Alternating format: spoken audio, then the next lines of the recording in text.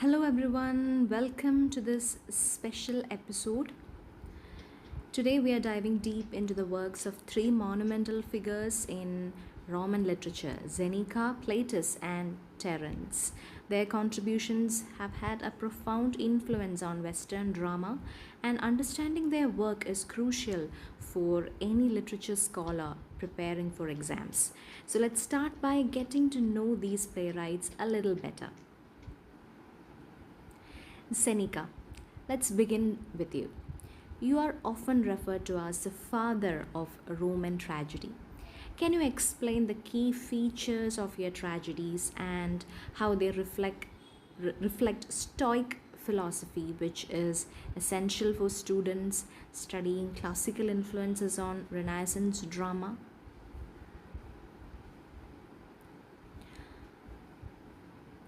Thank you, Sri Lakshmi. My tragedies are characterized by their exploration of intense psychological conflicts, moral dilemmas, and the themes of faith and revenge.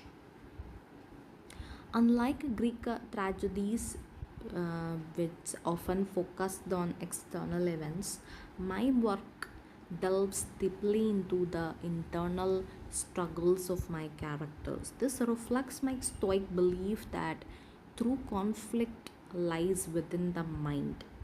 Plays like Phaedra and Thaestus are examples of how I used dramatic monologues and soliloquies to reveal the characters' internal battles, a technique later adopted by Renaissance playwrights, particularly Shakespeare. That's insightful, Zenika. Now, Plautus, your comedies are often studied for their structure, characterization, and influence on later forms of comedy. How did you innovate Roman comedy, and what should students focus on when studying your plays? The key to my work lies in the use of stoic characters and the incorporation of farcical elements. My plays such as Miles Gloriosus and the Minatsumi often feature clever slaves, boastful soldiers, and mistaken identities. These characters became archetypes that influenced the later comedic traditions, including the Italian commedia dell'arte and Shakespearean comedies. So, students should pay attention to my use of a language, particularly the puns and wordplay, as well as the social commentary embedded in the humor. My work shows how comedy can be both entertaining and a critique of society. Excellent points, Plautus. Terence, your comedies are known for their elegance and moral complexity. How did your work differ from Plautus, and what aspects of your writing should students focus on? Thank you, Sri Lakshmi. While Plautus's comedies are more farcical and exaggerated, my approach was more refined and subtle. I focused on realism and the complexities of human relationships, drawing inspiration from Greek New Comedy. My plays, such as Andrea and the Eunuch, are more concerned with character development and moral dilemmas.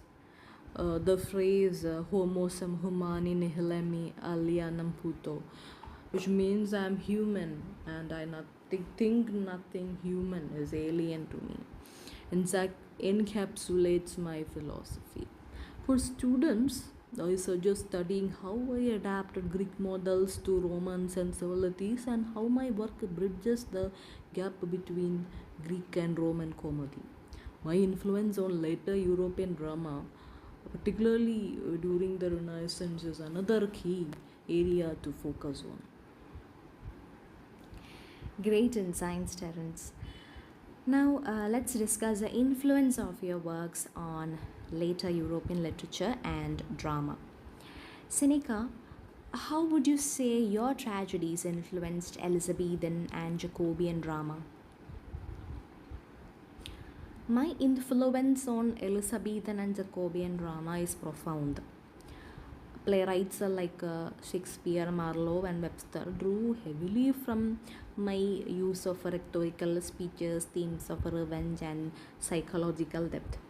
Hamlet is a prime example of a play that reflects a Senecan influence, uh, particularly in its focus on revenge and the internal conflict of its protagonist. My tragedies also introduced such elements such as the five act structure, ghost, and sensationalism, which became staples of Renaissance drama. That's a crucial information for students. Plautus, your comedies have been adapted into numerous forms. What should students focus on when studying the legacy of your work in Western literature? Students should focus on how my archetypal characters and plot structures have been reinterpreted in various forms. For example, Shakespeare's The Comedy of Errors is a direct adaptation of my play The Menechmi. My influence also extends to modern farces and musicals such as A Funny Thing Happened on the Way to the Forum. Understanding how my work laid the foundation for situational comedy and the enduring appeal of certain comedic tropes is key for literature exam preparation. Terence, your work is often praised for its moral lessons and linguistic style. How did you contribute to the development of later European drama, particularly during the Renaissance? My influence can be seen in the way Renaissance playwrights adopted my focus on character and dialogue. I emphasized the human aspect of comedy, moving away from slapstick to more sophisticated humor and ethical reflection. So this approach was particularly influential in France, where Muriel drew inspiration from my works. For exams, students should study how my emphasis on character and moral complexity influenced the development of character driven drama in European literature. This discussion has been incredibly enlightening. So, before we conclude, could you each provide one key takeaway for students studying your works for their exams? Seneca, remember that tragedy is as much about the mind as it is about action. Focus on the psychological depth of characters and how their internal struggles drive the plot. Plautus, comedy is a reflection of society's absurdity. So pay attention to how humor is used to critique social norms and how my characters represent broader societal issues. Terence, Understand the human condition. My comedies explore moral dilemmas and interpersonal relationships, universal themes that transcend time and culture. thank you, Seneca, Plautus, and Terence, for sharing your wisdom with us. This has been a valuable session for our literature students.